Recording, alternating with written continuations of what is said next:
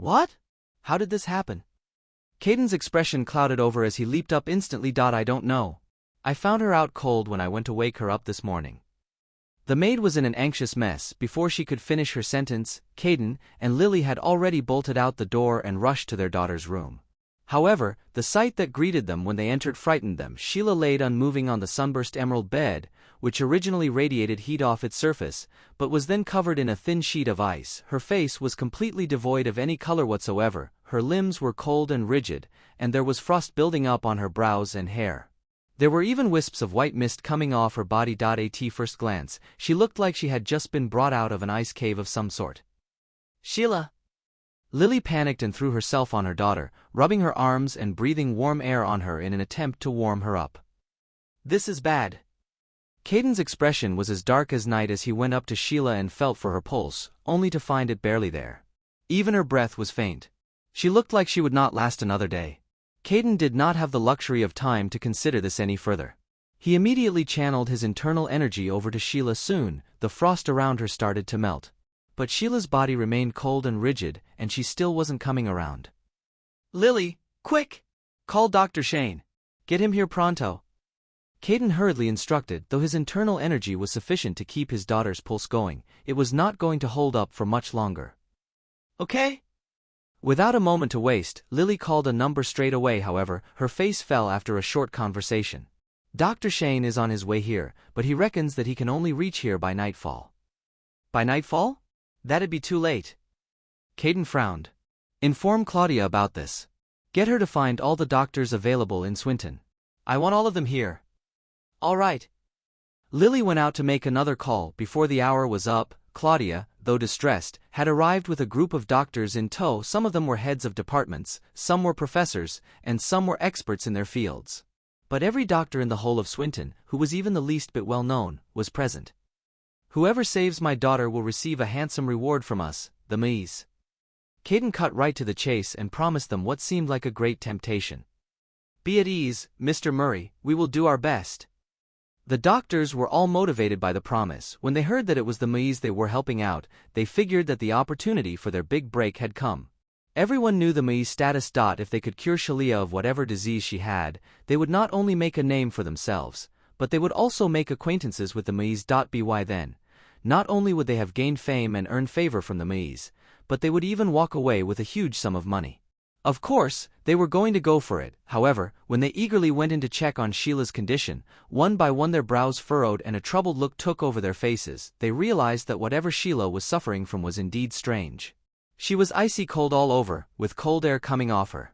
It was beyond anything they'd ever seen or heard. For a brief moment, nobody dared to take any action. Doctors, there are so many of you here, please don't tell me that there's nothing any of you can do? Caden grimaced at them. Well? They all looked around sheepishly and kept quiet. A bunch of rubbish. Caden's expression darkened.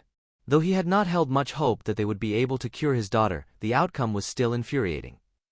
Uncle Caden, Sheila's in really bad shape. Claudia exclaimed. They looked over to find that Sheila, who was still lying on the emerald bed, was getting colder with each passing moment. Her breath was also extremely feeble. Oh no! Her condition has taken a turn for the worst. Caden's brows were tightly knit. The channeling of his internal energy to Sheila could only help for so long. It would not be able to cure her. What do we do? Sheila is going to be all right, won't she? Claudia panicked. They had grown up together, and their relationship was like that of sisters. Naturally, she did not wish for anything bad to befall her. Caden, why don't we give this a try? Lily took out a red pill. It was the pill that Dustin gave them. She had not been able to bring herself to just throw it out, so she kept it in her pocket the whole time. Are you kidding me? How can this help Sheila? Caden made a face. Just give it a try. We do not have any better options, do we? Who knows, it might just work. Lily's expression was solemn. If she had a choice, she would not put her daughter's life at risk too. But the situation was dire, and the doctors were helpless. Dr. Shane was still on his way, and they had no other options. She had to resort to every possible way to save her daughter. What if it's poisonous? Caden hesitated. Since he dares to come up to us, he must have a certain level of confidence in what he's doing. And I think that it is not likely he'd spike the pill with any sort of poison. After all, I do not believe that anyone would do something as imprudent as going against the entire Murray household, Lily expounded. Kirrin fell silent. He took a glance at his daughter, who was icy cold all over, and he clenched his jaws. Then, with a decisive nod, he said, "All right then. Let's give it a try." Lily drew a deep breath before she took the pill and fed it to Sheila. The pill was quick to dissolve, and it slid down Sheila's throat. As soon as it reached her stomach, the pill began to work its wonders. The effect was almost immediate as the cold air around Sheila began to dissipate, and a moment later, wisps of warm breath began to escape her. At the same time, the frost that had formed on her brows and hair melted away rapidly. Her body, which had been rigid with coldness, began to warm up and eased up, and a healthy hue of redness crept up her countenance. Even her breath grew steady. "It works!"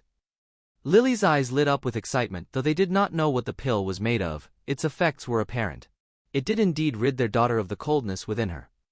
Could it be possible that the rascal was telling the truth?